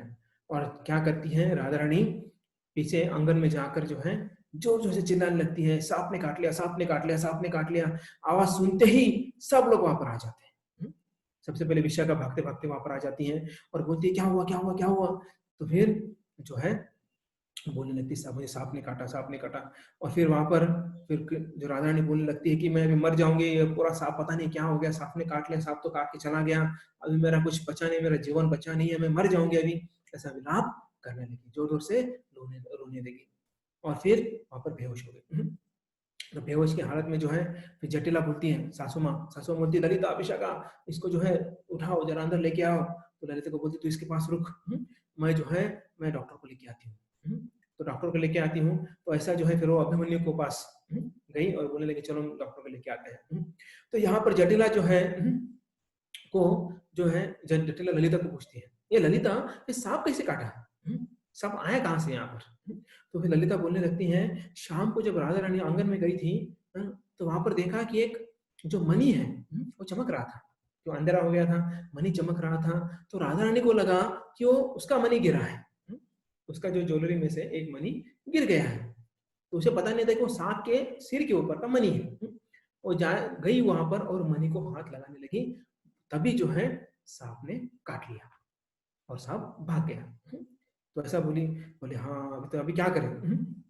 तो जटिला बोले अभी डॉक्टर को बुलाना पड़ेगा। बोले हाँ। तो फिर राधा रानी चिल्लाने लगी, बोले ओ पुरुष डॉक्टर नहीं चाहिए मुझे, पुरुष को मैं हाथ नहीं लगाने दूंगी।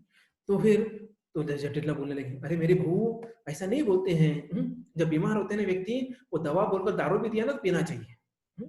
कभी कभी ऐसा होता है, दारू को दवा बनकर दिया जाता है तो पीते हैं, है ना, बोलते थोड़ा सा ब्रांडी पियो या थोड़ा विस्की पियो, ऐसा देते थोड़ा सा वो दवा के रूप में देते हैं, तो पीना चाहिए, नो प्रॉब्लम, पी सकते हैं। तो अभी अगर मेल डॉक्टर आ रहे हैं, पुरुष डॉक्टर आ रहे हैं तो टेंशन मत लो। मेन क्या है, तुम्हारा जो विष है शरीर का वो निकालना चाहिए, तुम ठीक होना चाहिए। तो डॉक्टर कोई भी हो, तो तभी फिर भी वो बोलते नहीं नहीं नहीं नहीं चाहिए। तब तक जो है आस पड़ोस वाले बहुत सारे लोग जमा हो गए। गाँव में कैसे होता है, थोड़ा कुछ हो गया तो आस पड़ोस तुरंत आ जाते हैं।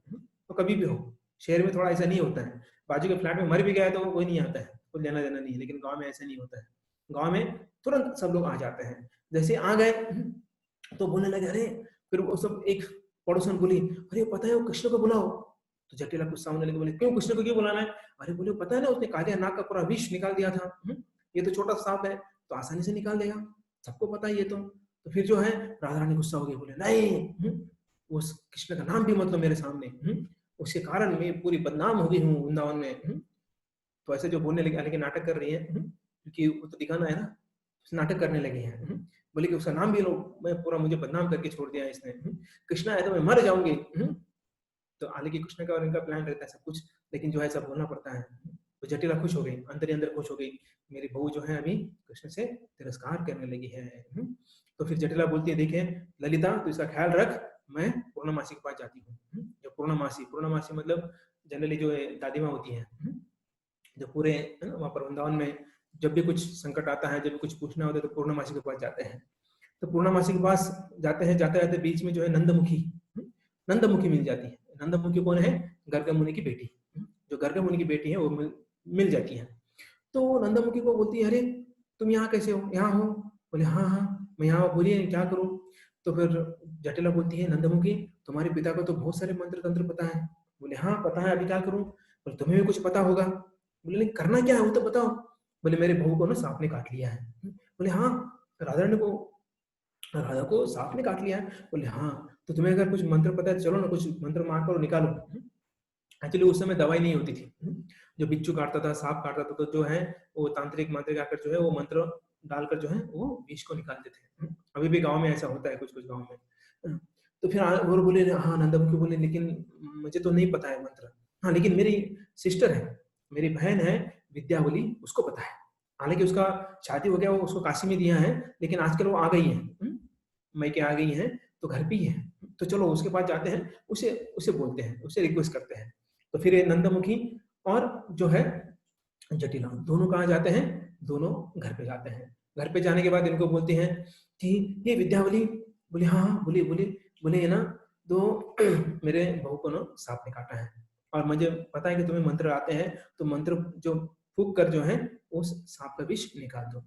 तो विद्यावली बोलती है हाँ मैं आऊंगी, लेकिन मैंने सुना है ना वो एक कृष्ण नाम का एक बदमाश लड़का है, वो लड़कियों को बहुत छेड़ता है, और अगर रास्ते में जाएंगे छेड़ दिया तो मैं अकेले तो नहीं जाऊंगी, तो मेरे साथ कोई ना कोई चाहिए। बोले ठीक है, नो प्रॉब्लम। तो नंदमुखी को ले लो साथ में, हम तीनों जाएंगे साथ में।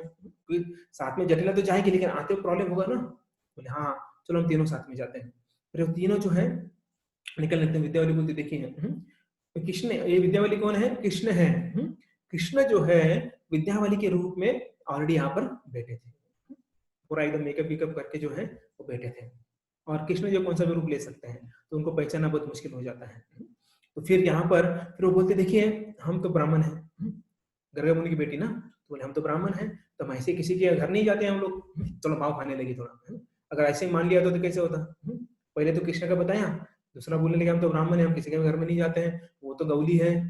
गौड़ी मतलब जो है ना गाय को पालन करते हैं, तो उनके घर में कैसे जाएंगे हम लोग, हमारा भी कुछ स्टैंडर्ड होता है, स्टेटस होता है। तो फिर वो बोलने लगे देखिए अभी हम है गौली है, लेकिन अब किसी की जान पर आई है, थोड़ा मदद कर सकते ना आप। तो बोले ठीक है। थोड़ा नाटक करने लगे जो कृष्ण है, तो ठीक है। तो विद्यावली जो है वो बोलने लगी देखो मुझे मंत्र पता है, लेकिन वो मंत्र जो है वो खाने वाला पान होता है ना, वो मंत्र बोलकर खाने वाला पान चबाना पड़ता है, और चबाने के बाद जो है वो उस पेशेंट को देना होता है। तो ऐसे चलेगा क्या। तो जटिला बोलती है वहां क्यों नहीं चलेगा, आप तो ब्राह्मण है, ब्राह्मण का महाप्रसाद खाए तो बहुत अच्छी बात है। अभी उसको थोड़ी ना पता था कृष्ण है। कृष्ण बोल रहे हैं सब कि बोले अगर मैं जो है पान झूठा करूंगा तो फिर वो बीमार व्यक्ति को खिलाऊंगा, मतलब राधा रानी को खिलाऊंगा। और यहाँ पर जो है जो जटिला बोलती नो प्रॉब्लम, चलो। तो फिर ब्राह्मण का प्रसाद पाकर तो खुश हो जाएगी मेरी बहू, तो धन्य धन्य हो जाएगी, भाग्यवान हम है मेरी बहू जिसे जो है ब्राह्मण, आप जैसे ब्राह्मण का महाप्रसाद मिल रहा है। तो ऐसा बोलकर जटिला जो है वो आगे आने लगी, उनको लेके आई, और अभिमन्यु और कुटिला को बोलने लगी देखो मैंने डॉक्टर लेके आई है, और ये डॉक्टर जो है बहुत बड़े हैं, गर्ग मुनि की बेटी है। तो क्या करो चलो अब इनके जो है चरण धो। तो किसके चरण धो रहे हैं, कृष्ण के चरण धो रहे हैं, इनके रूप में विद्यावली के रूप में कृष्ण के चरण धोते हैं, और जो चरणामृत सबको बांटते हैं पीने के लिए और सबके ऊपर छिड़कते हैं। तो क्या हो रहा है यहाँ पर, कृष्ण चरणामृत जो है वो सब पी रहे हैं और बांट रहे हैं। और वो बोलते राधा को पहले बता के रखो कि मैं जो हूँ पान खाऊंगी, और खाऊंगा नहीं बोल रहे, खाऊंगी और वो तुम्हारे बहू को दूंगा, सॉरी दूंगी। तो ऐसा बोले तो राधा ने बोली नो प्रॉब्लम। तो फिर वो राधा को लेके आऊं, तो राधा ने जो है बेड पर लेटी थी। विद्यावली बोलती है कि मुझे देखना पड़ेगा कि विष कहाँ तक गया है, तो मतलब शरीर चेक करना पड़ेगा, पैर से कहाँ गया है, कहाँ तक चढ़ा है। तो मैं मंत्र बोलते बोलते जो है शरीर को टच करूंगा, पैर को, हाथ को, सर को ऐसे टच करूंगा। तो मतलब सबके सामने जो है जटिला कुटिला अभिमन्यु के सामने जो है कृष्ण और राधा रानी का मिलन हो रहा है वहां पर, और वो एक दूसरे के सामने यहाँ पर है। जो कृष्ण जो विद्यावली है वो गंभीर हो जाती है। बोले मैं मंत्र बोल रहा हूँ लेकिन कुछ काम नहीं कर रहा है, तो मंत्र आज कुछ काम नहीं कर रहे हैं। तो जटिल बोला अरे हाँ आपके पास वो स्पेशल मंत्र है ना, वो पान वाला मंत्र, हाँ ठीक है वो देके देखता हूँ। तो पान लेते हैं, थोड़ा चबाते हैं, और राधा रानी को बोलते ये लो। तो राधा रानी ने चबा लिया, कुछ नहीं हुआ। अब ये नाटक हो रहा है सब। प्रभात बोलते हैं ना जो सोया है उसको उठा सकते हैं, जो सोने का नाटक कर रहा है उसको कहाँ उठाएंगे हम लोग। यहाँ पे क्या चल रहा है, सब ड्रामा चल रहा है। सांप काटा ही नहीं है, विष शरीर में गया नहीं है, तो कैसे वो कुछ यही नहीं ना उसका। तो यहाँ पर फिर जो पान खाने के बाद भी कुछ नहीं हो रहा है। तो जो विद्यावली है बोलती है सांप ना बहुत पावरफुल है, मैंने मेरे पावरफुल मंत्र डाले फिर भी कुछ असर नहीं हो रहा है, तो अभी क्या करें। अभी जटिला चिंता में जो है रोने लगी, बोले मेरे बहू का क्या होगा, अभी मेरी बहू चली जाएगी, मेरी इतनी सुंदर बहू है, वो चली जाएगी। तो विद्यावली बोलती है रुको रुको रुको, मेरे पास एक मंत्र है, पावरफुल मंत्र है, तो लेकिन आपके सामने नहीं बोल सकता उस मंत्र, तो मुझे क्या करना पड़ेगा, आप सब बाहर जाओ अभी। वो ऐसा मंत्र है, वो मंत्र बोलने से सांप आएगा, और सांप आकर जो है विष को जो है वो जो है चूस लेगा। अगर आप रहेंगे तो आपको काट सकता है, बेटर आप बाहर जाओ। मतलब ठीक है, हम कितना समय लगेगा, 3 घंटा लगेगा बस, ज्यादा नहीं। और 3 घंटे में जो है मैं इस पूरा विष को निकाल दूंगा। वो सर्प को बुलाऊंगा और सर्प जो है वो विष लेकर चले जाएगा। फिर कृष्ण जो है दरवाजा लगा देते हैं, मंत्र बोलने लगते हैं। अभी एक पात्र नाटक चालू हो गया। एक पात्र नाटक मतलब समझ में आ गया, वो अकेला व्यक्ति सबका रोल करता है। अब कृष्ण जो है वो साउंड करने लगा सांप का, जो सांप आ गया। अभी सांप और विद्यावली का दोनों का वार्तालाप हो रहा है, और अभी पूछ रहे हैं, कृष्ण पूछ रहे हैं, विद्यावली पूछ रही है लेडीज के आवाज में, जो सर्पराज है उसको, बोले आप कौन है, कहाँ से आए हैं। तो अभी अभी सांप का आवाज निकलते बोले मैं कैलाश से आया हूँ। और बोलते क्यों आया है, तो बोलते मैं जटिला को काटने आया हूँ। तो जटिला को क्यों नहीं काटा, तो जटिला को मुझे मारना है। तो फिर देखिए सर्पराज विद्यावली जो है, कृष्ण जो है उस सर्पराज के भाषा में बोल रहे हैं, जोर से बोल रहे हैं कि बाहर सुनाई दे, क्योंकि सभी दरवाजे को कान देके खड़े हैं ना, क्या चल रहा है अंदर। तो फिर यहाँ पे सर्पराज बोल रहे हैं कि देखिए उन्होंने जो ना अपराध किया है, किसके प्रति अपराध किया है, दुर्वास मुनि के प्रति अपराध किया। और दुर्वास मुनि कौन है, वो शिव जी है, हमारे मालिक है। तो मैं राधा रानी को काटा नहीं चाहता था, लेकिन क्यों काटा, उसके पीछे भी कारण है। क्योंकि अगर राधा रानी की जो है अगर मर गई तो अभिमन्यु की जान है वो, तो अभिमन्यु मर जाएगा, और अभिमन्यु किसकी जान है, जटिला की जान है। इसका मतलब क्या होगा, जटिला मर जाएगी। तो ऐसा मैंने प्लान किया है। तो अभी विद्याधर पूछते क्या अपराध किया, अपराध क्या किया, उस जटिला ने अपराध क्या किया, बोले वो जो है राधा रानी को आशीर्वाद दिया था। क्या आशीर्वाद दिया था दुर्वासा मुनि ने, शिवजी ने, कि राधा रानी जो है कृष्ण के लिए खाना बनाना चाहिए।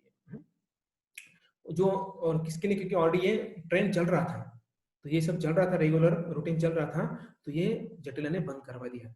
ये सबसे पहला अपराध।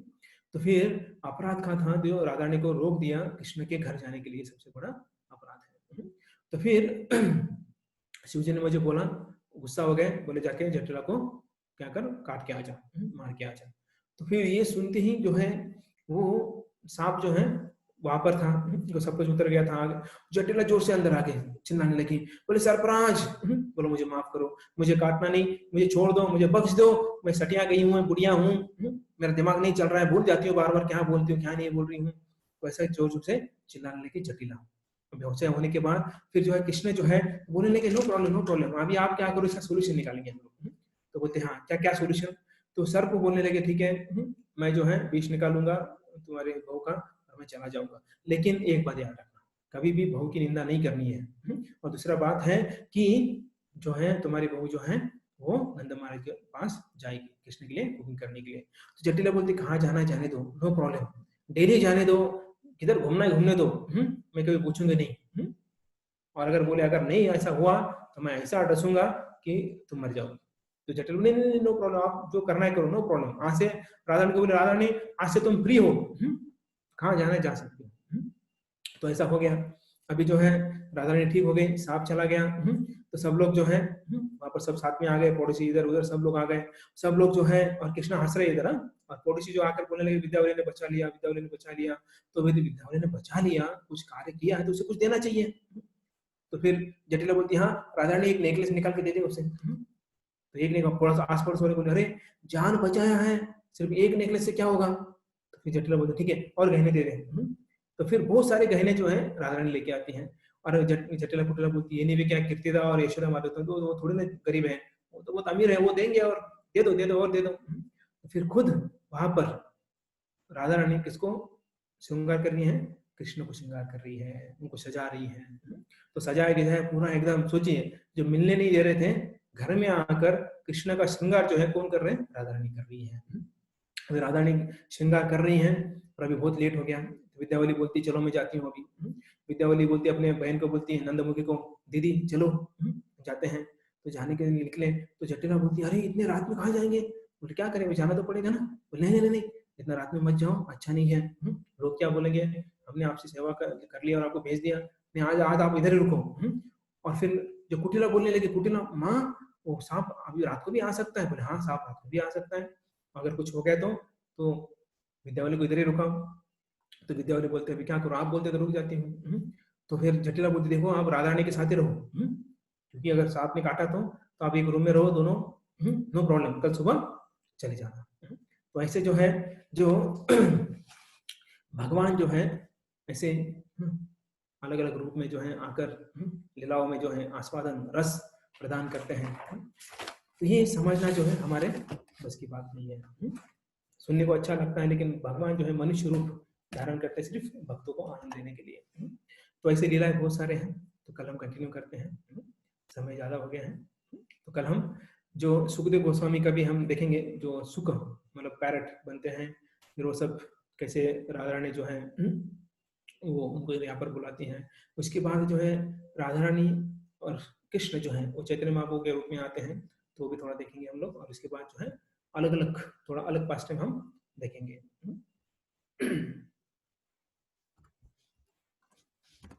किसी का कोई प्रश्न है?